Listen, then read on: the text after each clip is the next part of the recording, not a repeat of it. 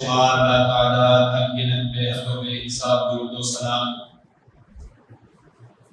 امام الانبیاء سید الاولین والآخرین شفیع المذنبین رحمۃ للعالمین حضرت جناب محمد رسول اللہ صلی اللہ علیہ وآلہ وسلم کی ذات گرامی قابل صد احترام میرے بزرگوں عزیز نوجوان بھائیوں،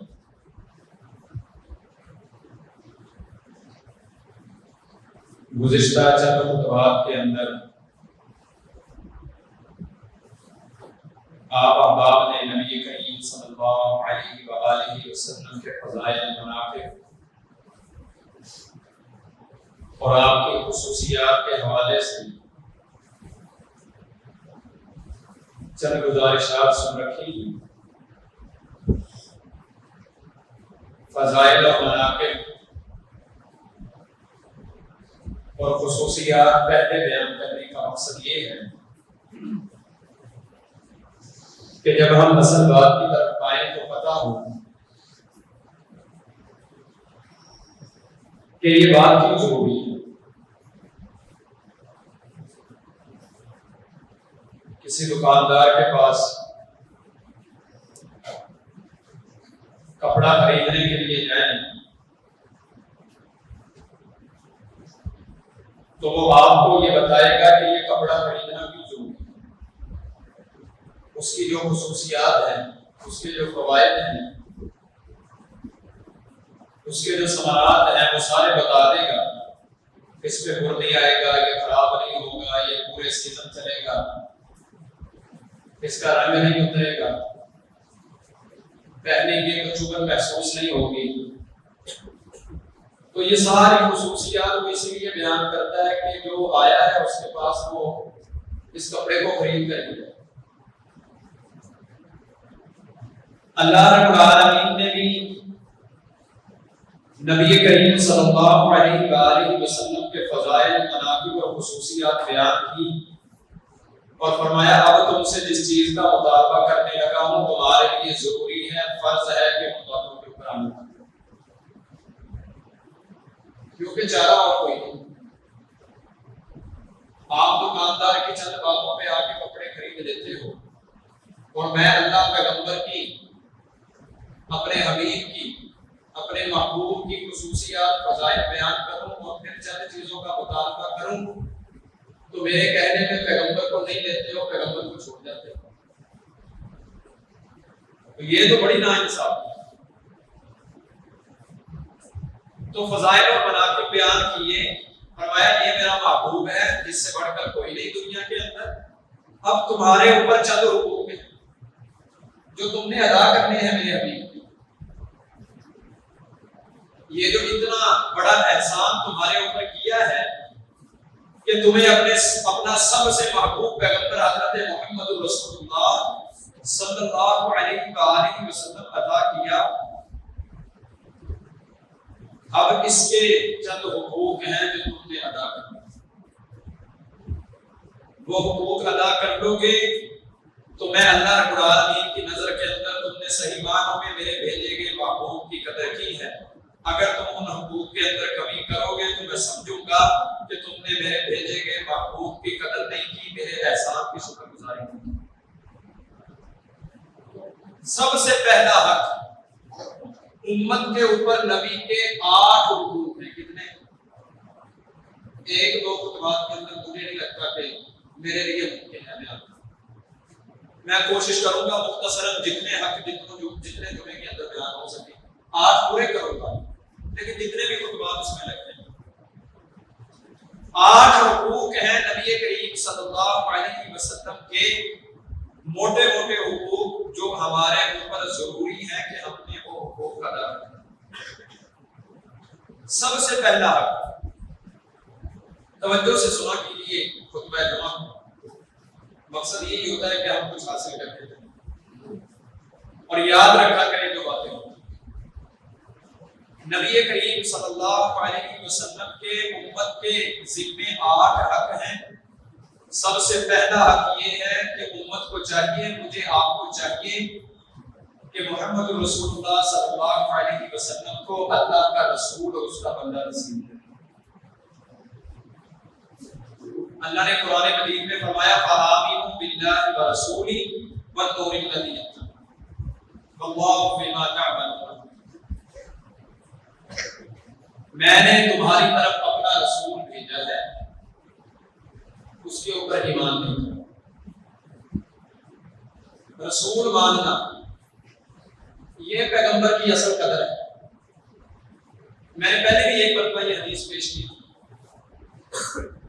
کہ صلح حدیبیہ کا موقع تھا، شرائط طے پا رہی تھی، مشرکین مکہ کی طرف سے سہیل بن عمر شرائط کو لکھنے کے لیے پہنچ گیا، شرائط طے پانے لگی تو نبی علیہ السلام نے فرمایا حدیث سے کہ لکھو کہ یہ وہ معاہدہ ہے جو محمد رسول اللہ صلی اللہ علیہ وسلم کی طرف سے قریش مکہ کے ساتھ طے پا رہا ہے۔ حضرت علی نے لکھا کہ یہ معاہدہ محمد رسول اللہ صلی اللہ علیہ وسلم کی طرف سے مشرکین مکہ کفار مکہ کے ساتھ طے پا رہا ہے۔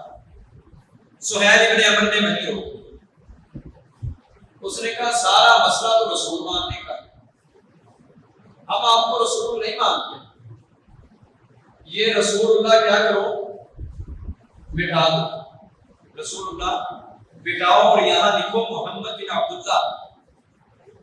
بات ایک ہی تھی، محمد رسول اللہ بھی وہی ہے، محمد بن عبداللہ بھی وہی ہے، لیکن سہیل بن عمر مشرک ہو کر کافر ہو کر ایک بات قیامت تک سمجھا کے گیا ہے۔ اس نے کہا محمد رسول اللہ مٹاؤ، محمد بن عبداللہ لکھو،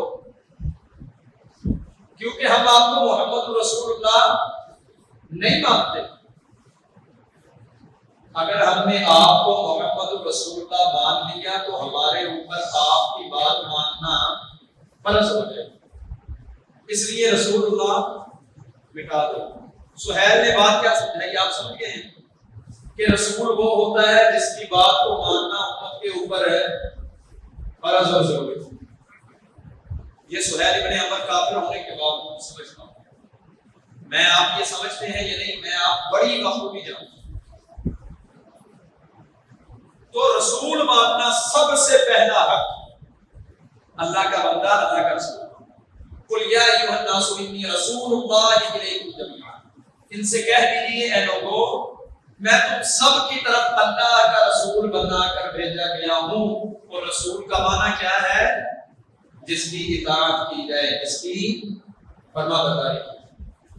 اب اتنے بڑے محبوب پیغمبر ہمارے درمیان بھیجے گئے اور سب سے پہلا حق ہے کہ اس کے اوپر ایمان لائیں، اس کو اللہ کا رسول تسلیم کریں، تو ہم نے کر لیا اس طرح سے جس طرح اللہ کا مطالبہ ہے، اس طرح سے رسول کے اوپر ایمان لے آئے، صحیح معنوں میں رسول مان لیا جیسے اللہ رب العالمین نے کہا۔ اگر مانا ہے تو بڑی اچھی بات ہے، حقوق میں سے ایک حق ادا کر رہے ہیں، اگر نہیں مانا تو پھر اس حق کے اندر ڈنڈی مار رہے ہیں، اور کل قیامت کے دن اللہ رب العالمین کے ہاں پوچھ حقوق کی معافی تو نہیں ہے، حقوق کی معافی ہے، حقوق کی عام بندے کا اگر آپ نے حق مار لیا تو اس کی بھی معافی نہیں، اور پیغمبر کا حق مار لیا تو اللہ معاف کر دے گا۔ میں عام کسی شخص کا حق مار کے دنیا سے جاؤں تو مجھے معافی نہیں ملنی، اور میں سب سے عظیم آدمی محمد رسول اللہ صلی اللہ علیہ وسلم کا حق ماروں جس کا حق اللہ نے بیان کیا تو مجھے معافی مل جائے گی۔ تو سب سے پہلا حق کیا ہے؟ اللہ کا بندہ اللہ کا رسول تسلیم کرنا، سب سے پہلا۔ جس نے یہ مان لیا اس کے لیے خوشخبری ہے۔ آپ نے فرمایا طوبیٰ لمن رآنی وآمن بی وطوبیٰ 7 مرات لمن لم یرانی وآمن، جس نے مجھے دیکھا اور پھر مجھے رسول مانا اس کے لیے ایک مرتبہ خوشخبری ہے، اور جس نے مجھے بغیر دیکھے مجھے رسول مان لیا اس کے لیے 7 مرتبہ خوشخبری ہے۔ میں آپ اگر آج صحیح معنوں کے اندر پیغمبر کو رسول مان لیں، آپ کی اطاعت اور فرما برداری پہ لگ جائیں، تو پیغمبر کی زبانی میرے آپ کے لیے 7 مرتبہ خوشخبری سنائیں گے۔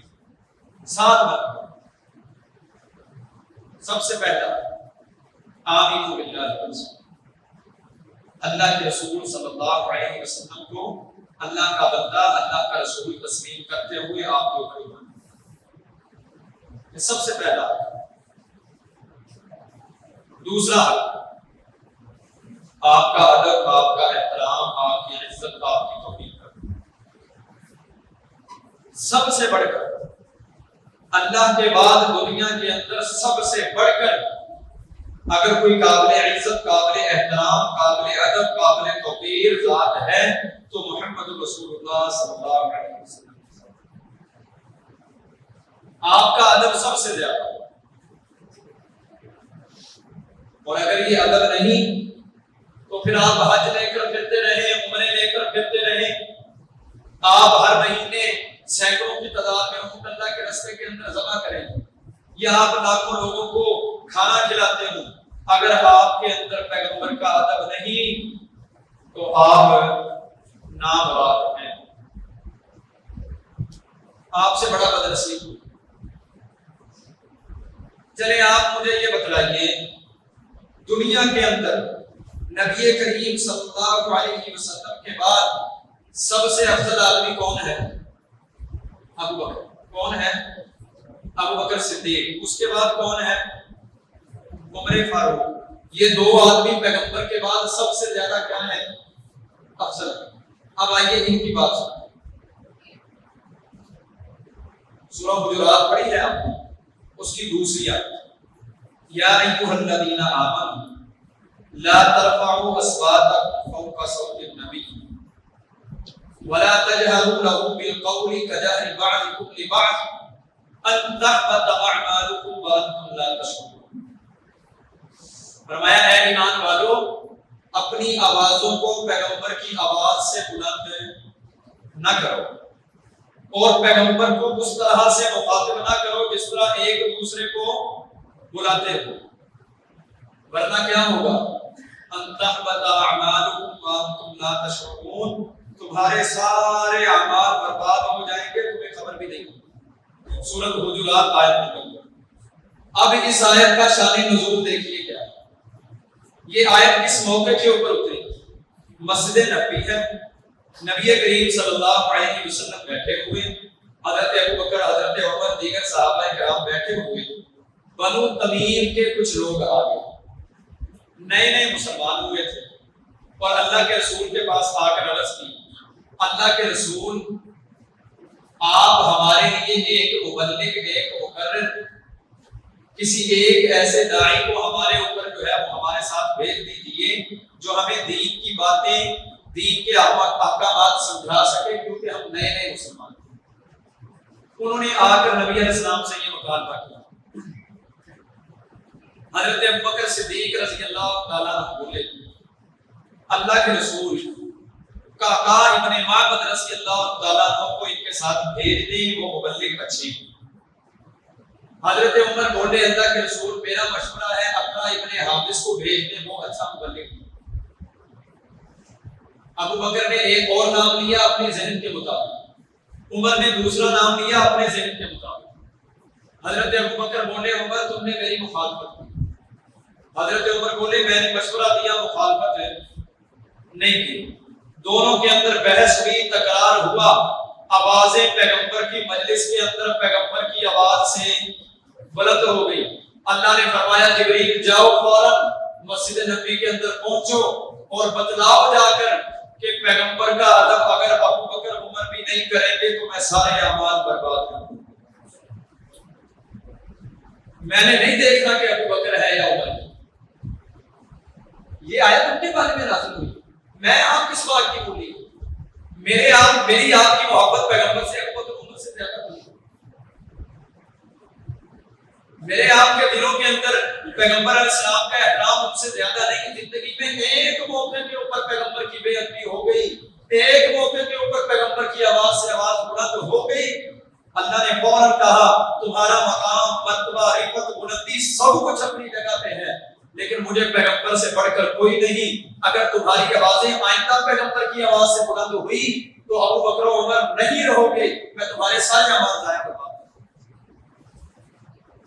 اور آپ پڑھیں احادیث کو، صحیح بخاری میں ہے، صحابہ کہتے ہیں اس آیت کے اترنے کے بعد حضرت عمر پیغمبر کی موجودگی میں اتنی آہستہ بولتے تھے، اتنی آہستہ بات کرتے تھے کہ اللہ کے رسول کو دوبارہ پوچھنا پڑتا تھا عمر کیا کہہ رہے ہیں۔ یہ ادب کا تقاضا ہے،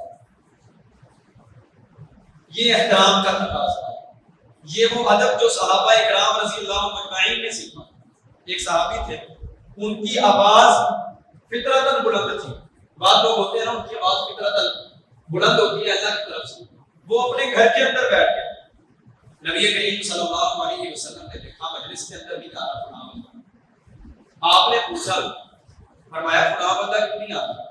پیغام بھیجا گیا، بلایا گیا، آئے، اللہ کے رسول نے فرمایا کہ تم مجلس میں نہیں آ رہے، اللہ کے رسول میری آواز کو بہت اونچی، اور اللہ نے کہا ہے کہ پیغمبر کی آواز سے آواز بلند نہیں ہونی چاہیے، میری آواز تو اتنی اونچی ہے کہ آپ کی آواز سے کئی درجے جو ہے وہ بلند ہے، اس لیے مجھے ڈر ہے کہ میری آواز ضائع اور برباد نہ ہو جائے۔ فرمایا میرے صحابی یہ آیت تیرے لیے نہیں، یہ ان کے لیے ہے جو جان بوجھ کر میری آوازوں سے آوازیں بلند کریں، جس کی آواز فطرتاً بلند ہے اس کے لیے کوئی مسئلہ نہیں۔ یہ آیت، یہ فرمان نبی علیہ السلام نے جاری کیا تو وہ صحابی دوبارہ پیغمبر کی مجلس میں گئے، ان کے اندر ادب، ان کے اندر احترام اس درجے کا، اس درجے کا احترام۔ پتہ مکہ کے غزوہ بدر کے موقع پر مشرکین مکہ نے بھیجا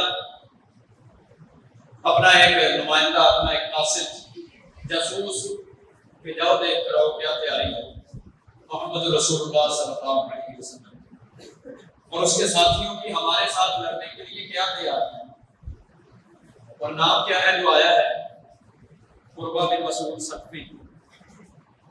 اس نے آ کر دیکھا، جائزہ لیا پیغمبر کے لشکر کا، اور فوراً جو ہے وہ واپس چلا گیا، اور جا کے ابو جہل سے کہنے لگا واپس چلتے ہیں، ہم ان کا مقابلہ نہیں کر سکتے، ہم ان کا مقابلہ نہیں کر سکتے۔ ابو جہل کہتا ہے کیسی بات کرتے ہیں، ہم 1000 ہیں، وہ 313 ہیں، ہمارے پاس سب کچھ ہے، ان کے پاس کیا ہے؟ ایسا کون سا ہتھیار، کون سا اسلحہ، کون سی ٹیکنالوجی دیکھ کر آ گئے ہو کہ تم کہتے ہو کہ ہم ان کا مقابلہ نہیں کر سکتے؟ اس نے کہا میں نے بڑے بڑے درباروں کے اندر چکر لگائے ہیں، بڑی بڑی جگہ پہ میں قاصد بن کر گیا ہوں، میں نے کیسر و کسرا بھی دیکھا ہے، لیکن اللہ کی قسم ان کے پاس سب سے بڑا ہتھیار یہ ہے کہ یہ اپنے حبیب کا، اپنے محبوب کا بڑا ادب کرتے ہیں، اور جو اپنے حبیب، اپنے محبوب کا اس قدر ادب و احترام کرنے والا ہو، دنیا کی کوئی طاقت اس کو ہرا نہیں سکتی۔ دیکھا کیا ہے؟ وہ کہتا ہے میں دیکھتا ہوں، وہ جب وضو کرنے لگتا ہے تو اس کے وضو کے قطرے صحابہ زمین کے اوپر نہیں گرنے دیتے، وہ اپنا لعاب پھینکتا ہے تو اس کا تھوک، جس سے لوگوں کو عام آدمی کے تھوک سے کراہت ہوتی ہے، میں دیکھتا ہوں کہ اس کا تھوک زمین کے اوپر نہیں جاتا، اس کے ساتھی اس کے تھوک کو اپنی تلی کے اوپر لے کر اپنے جسموں کے اوپر باندھتے ہیں۔ وہ کوئی بات کرتا ہے تو لوگ فوراً اس کی بات کے اوپر لبیک کہتے ہیں، اس کی بات کے اوپر جان دینے کے لیے تیار ہیں۔ ابو جہل ہم ساری دنیا کا مقابلہ کر سکتے ہیں، لیکن جس کے مرید اس کا اس قدر ادب و احترام کرنے والے ہوں، ہم اس شخص کا مقابلہ نہیں کر سکتے۔ آپ کے اندر حبیب کا ادب ہو، احترام ہو، محبت ہو، دنیا کی بڑی سے بڑی طاقت بھی آپ کو کمزور نہیں بنا سکتی۔ کہے عربا سختی قریشاں میں جا کے میں شاہاں دے شاہی درباراں نوں ڈٹھا، زمانے چ ایسی مثال ہی نہیں ملتی جویں میں محمد دے یاراں نوں ڈٹھا، وضو قطرے گردے او نس نس کے پکڑن، محبت نال ملدے رخساراں نوں ڈٹھا، زمانے چ ایسی مثال ہی نہیں ملتی جویں میں محمد دے یاراں نوں ڈٹھا۔ تو یہ ادب، یہ احترام، اس کا مطالبہ اللہ رب العالمین نے لِتُؤْمِنُوا بِاللَّهِ وَرَسُولِهِ وَتُعَزِّرُوهُ وَتُوَقِّرُوهُ۔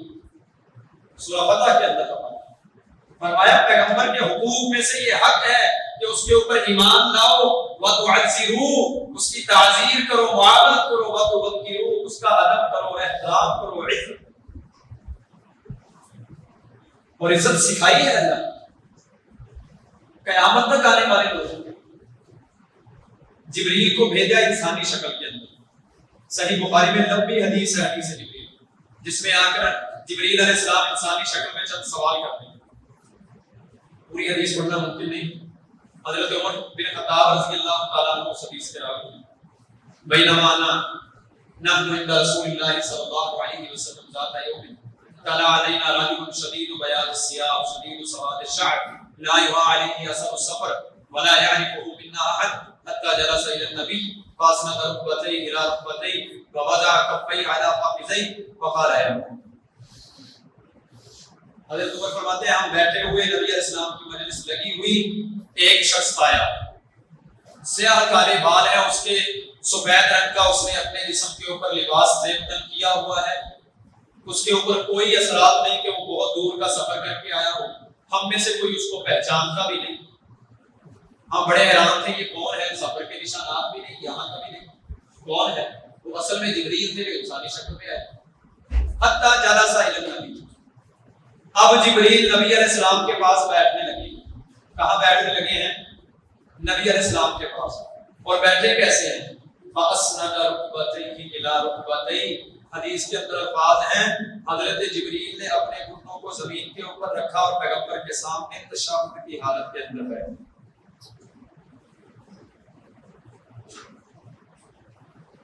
جبریل پیغمبر کے سامنے کیسے بیٹھے؟ تشہد کی حالت. یہ کیا ہے؟ وہ جو وہاں بیٹھے تھے اور جو قیامت تک آئیں گے ان کو بتلایا کہ میں جبریل ہو کر پیغمبر کا ادب کر رہا ہوں، تمہاری کیا اوقات ہے؟ اور میں اپنی مرضی سے آیا ہوں اور مجھے اللہ نے بھیجا ہے کہ جاؤ جا کر میرے محبوب کے سامنے بیٹھ کر دکھاؤ کہ میرے حبیب کے سامنے بیٹھنا کیسے ہے. اور تمہارا یہ بیٹھنا قیامت تک آنے والے لوگوں کے لیے ہوگا کہ اگر پیغمبر کی مجلس کے اندر بیٹھنا ہو تو بیٹھنا کیسے. اور ہمارا ادب کیا ہے؟ حضور کا ذکر ہو رہا ہے، حضور کی بات ہو رہی ہے، کسی کا دھیان ادھر ہے، کسی کا ادھر ہے، کسی کا ادھر ہے، کوئی موبائل پہ لگا ہے، کوئی گھٹنوں کو پکڑ کے بیٹھا ہے، بیگ لگا کے بیٹھا ہے، کوئی اپنے خیالات کے اندر. صحابہ ایسے تھے. ہمارے اندر پیغمبر موجود نہیں ہے لیکن ہم ادب کیسے کریں گے؟ ہم پیغمبر کی ایک ایک کہی گئی بات کا ادب کریں، بات کا احترام کریں. جب ان کی بات ہو تو ہماری کیفیت وہ ہو جو صحابہ کی. اور وہ کیفیت کیا تھی؟ احادیث کے اندر آپ نے نہیں پڑھا، سنا نہیں آپ نے؟ صحابہ فرماتے ہیں نبی علیہ السلام کوئی بات کرتے تو ہم اس قدر توجہ سے سنتے، اس قدر قریب ہو کر بیٹھتے کہ ہمارے سروں کے اوپر ایک بڑی چادر دے دی جاتی تو ہمارے سب کے لیے کافی. اتنا جڑ کر اور اتنا انہمام اور توجہ سے سنتے، اپنے اوپر اتنا سکون طاری کرتے کہ پرندے ہمارے سروں کے اوپر آ کر بیٹھ جاتے کہ جیسے کوئی پتھریاں تھا. اور ہم نے 15-20 منٹ پیغمبر کی بات سنی ہو تو کبھی اس دیوار کے ساتھ لے کے، کبھی اس دیوار کے ساتھ، کبھی گھٹنے کھڑے ہیں، کبھی بیٹھے ہیں، کبھی پیچھے ہاتھ. ادب و احترام. دیکھیں تو صحیح بات کس کی ہو رہی ہے. میری کیا اوقات ہے؟ وہ میرے جیسے کروڑوں اربوں پیغمبر کی بات کے اوپر قربان ہوں. میرے لیے نہیں آئے آپ. میرے جیسے لاکھوں نام کے پھرتے ہیں دنیا کے اندر، میری کیا اوقات ہے؟ دیکھیں تو صحیح آپ آئے کس کے لیے ہیں مسجد کے اندر؟ کس کا ذکر، کس کی بات سننے کے لیے آئے ہیں؟ محمد رسول اللہ صلی اللہ علیہ وسلم کی، جس کی بات سننے جبریل بھی آئے تو دو ظالموں ہو کے بیٹھتا ہے. اور میرے آپ کے ادب و احترام کا تقاضا یہ ہے کہ ہمیں یہی نہ پتا ہو کہ آج میرے حبیب کا ذکر ہوا، حدیث بیان ہوئی، مجھے یہی نہ پتا ہو کہ حدیث کے اندر بیان کیا کیا ہوا. یہ ادب، یہ احترام، یہ پیغمبر کا ادب و احترام میں نے آپ نے سیکھا ہے. تعزروه وتوقروه، پیغمبر کا ادب ضروری ہے، فرض ہے. یہ مت سمجھیے گا کہ یہ ایک اچھا عمل ہے بس. ہاں، جہاں اللہ نے کہا نا اللہ کے اوپر ایمان لاؤ، رسول کے اوپر ایمان لاؤ، یہ حکم ہے. وتعزروه وتوقروه، پیغمبر کی تعظیم کرو، ادب و احترام کرو، یہ تمہارے لیے فرض، ضروری، عین لازم ہے. اس کے بغیر گزارا نہیں. اور صحابہ پیغمبر کی بے ادبی کو بالکل برداشت نہیں کرتے. بس ان کے پاس یہ بات پہنچتی کہ محمد رسول اللہ صلی اللہ علیہ وسلم یہ چاہتے ہیں، پھر ساری دنیا جو ہے وہ قربان. وہ کہتے تھے نہیں، پیغمبر کی یہ چاہت ہے، آپ کی یہ خواہش ہے بس۔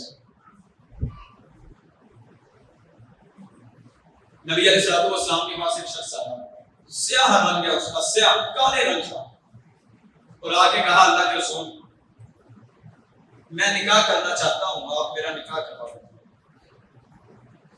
آپ نے فرمایا جاؤ فلاں گھر کے اندر دروازہ کھٹکھٹاؤ، اور وہاں سے جو شخص نکلے گا اس سے یہ کہنا کہ مجھے محمد رسول اللہ صلی اللہ علیہ وسلم نے بھیجا ہے، میں نکاح کی درخواست لے کر آیا ہوں، آپ کی بیٹی کے ساتھ نکاح کرنا۔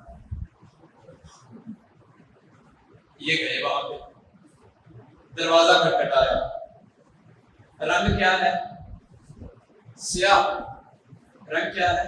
ہمارے ہاں تو تھوڑا سا براؤن ہم کہتے ہیں کہ ہماری بچی دین نہیں نہ دیکھنا، ہم رنگ و نسل کے اوپر جو چیزیں ختم ہو جانے والی ہم وہ دیکھتے۔ سیاہ رنگ کا ہے، دروازہ کھٹکھٹایا، بیٹی کا باپ باہر آتا ہے، جی کہیے محمد رسول اللہ صلی اللہ علیہ وسلم نے بھیجا ہے، نکاح کے لیے آیا ہوں۔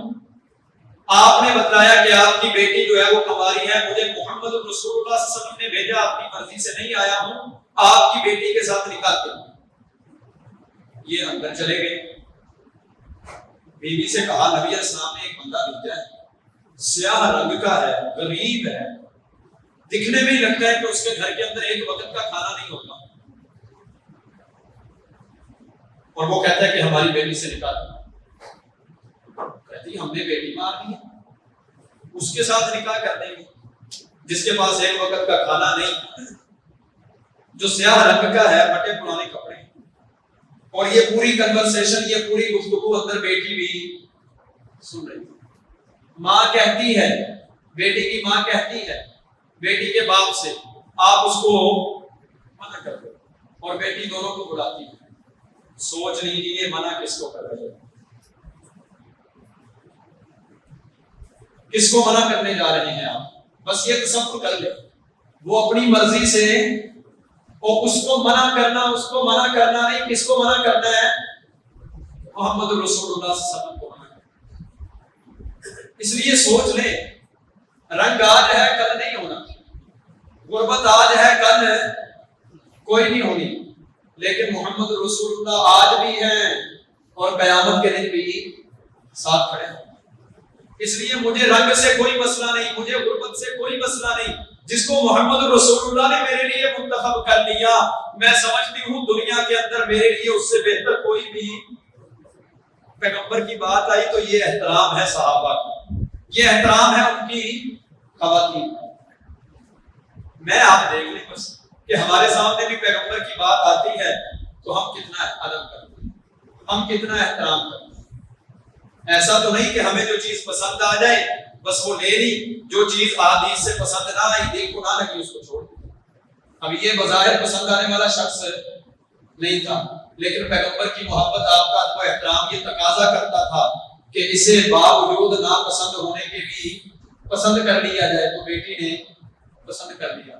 اس کی اولاد میں سے اللہ رب العالمین نے، نبی علیہ السلام نے دعا دی نکاح کے بعد، اس کی اولاد میں سے اللہ رب العالمین نے 12 بیٹے دیے، 12 کے 12 عالم دیے۔ آپ اللہ کے پیغمبر کی محبت کے اندر، آپ کے ادب، آپ کے احترام کے اندر کر تو گزریے۔